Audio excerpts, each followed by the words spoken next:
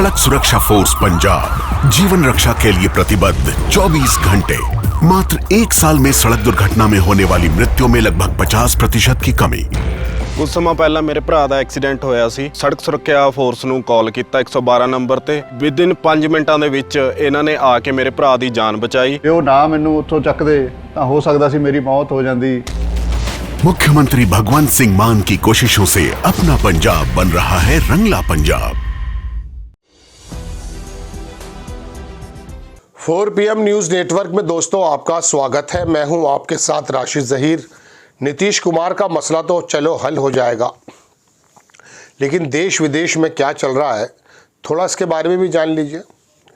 Trump साहब जो हैं 20 तारीख में शपथ लेंगे और दुनिया के तमाम कयासों को धता बताते हुए ट्रंप ने बड़ी शानदार वहाँ जीत दर्ज की और जीतने के बाद ऐसे ऐसे लोगों का मनोनयन किया, ऐसे ऐसे लोगों को शामिल अपने मंत्रिमंडल में कर रहे हैं कि जो बड़े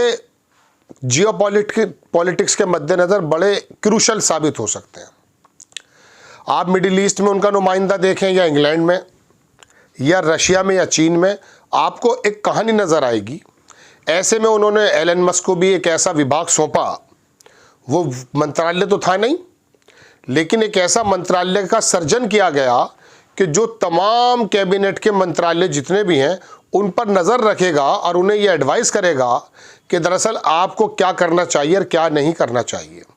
नफ़े नुकसान की सारी बातें एलन मस्क बताएगा। यानी कि दुनिया को बिजनेसमैन लोग चलाने जा रहे हैं। पहले भी वही चलाते थे अप्रत्यक्ष रूप से।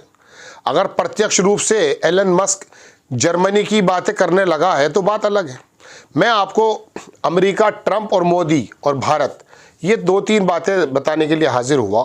तरह तरह के मीम्स बन रहे थे कि हमारे विदेश मंत्री जयशंकर साहब को इनविटेशन नहीं मिल रहा है। लोगों ने बड़े अजीब अजीब, मैं आपको दिखाऊंगा फ़ोटो वगैरह। तो एक तरफ तो ट्रंप जब जीते तो उन्होंने कहा जीवन में पहली बार अमेरिका के राष्ट्रपति के शपथ में कभी कोई जाता नहीं है, ना वो बुलाते हैं किसी को। लेकिन उन्होंने चीन के राष्ट्रपति को बुलाया। हालांकि चीन के जो राष्ट्रपति हैं शी जिनपिंग, उन्होंने उसको मुस्तरद कर दिया, मना कर दिया। बड़ा कलेजा चाहिए कमाल कर दिया साहब।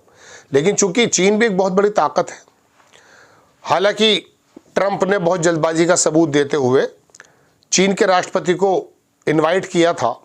बहरहाल उन्होंने तो मना कर दिया, लेकिन एक आदमी मुंतज़िर है उसने इनविटेशन का, ऐसा खबरों में पता चल रहा है। पता चल रहा है वापस भी आ गए। मोदी जी को नहीं बुलाया, ना इनविटेशन मिला। विदेश मंत्री अमेरिका में ही थे, फ़ोटो आने लगे दुनिया भर के, उनको भी इनविटेशन नहीं मिला। भारत का विदेश मंत्री, आप इस प्रकार से जियोपॉलिटिक्स में कुछ भी चलता रहे और देश के अंदर एक ऐसी जनता को आप संबोधित करते रहें कि हमने दुनिया के अंदर नाम कमा डाला है। आप सिर्फ मस्जिदों की खुदाई कर सकते हैं, उन ज़ख्मों की खुदाई कर सकते हैं जो भर चुके हैं। आपको इनविटेशन ना मिला, इसकी वजह से लोगों ने क्या क्या कहना शुरू किया है।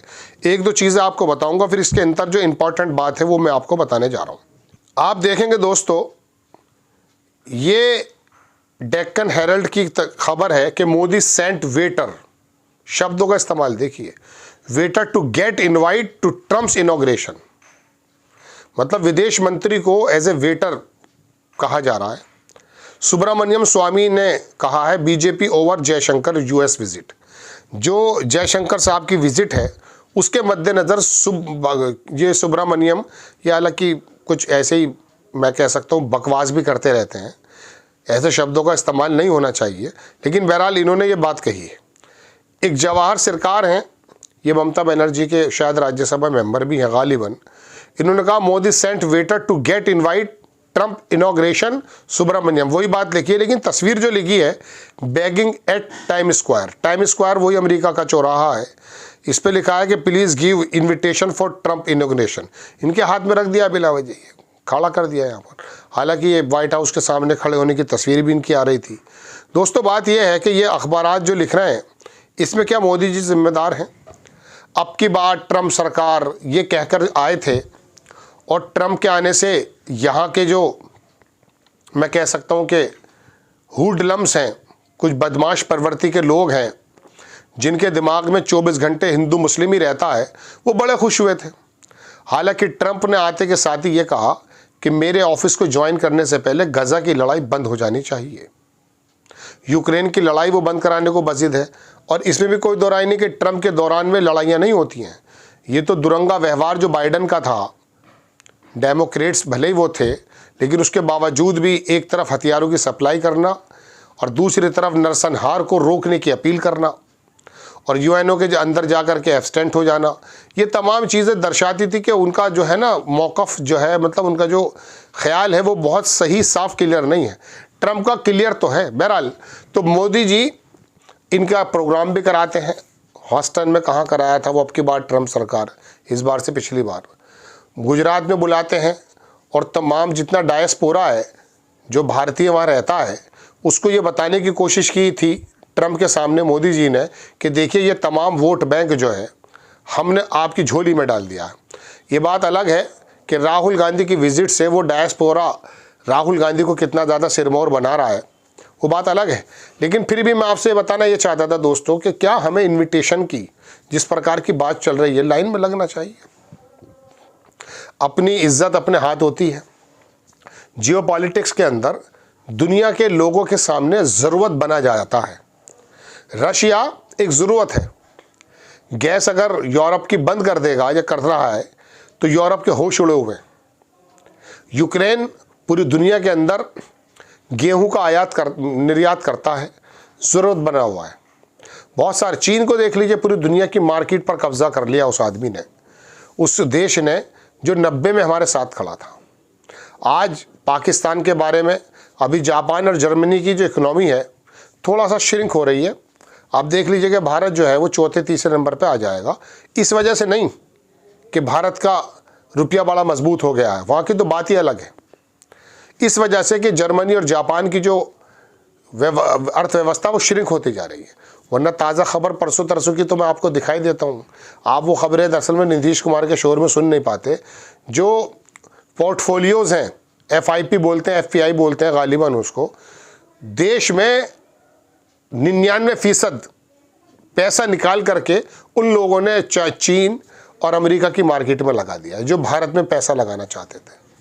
कहने का मतलब ये कि 99% पिछले साल 1,69,70,000 करोड़ के करीब मान लीजिए, इतना करोड़ डॉलर था, और अब आकर के सिर्फ 1600 ये डॉलर की व्यवस्था है।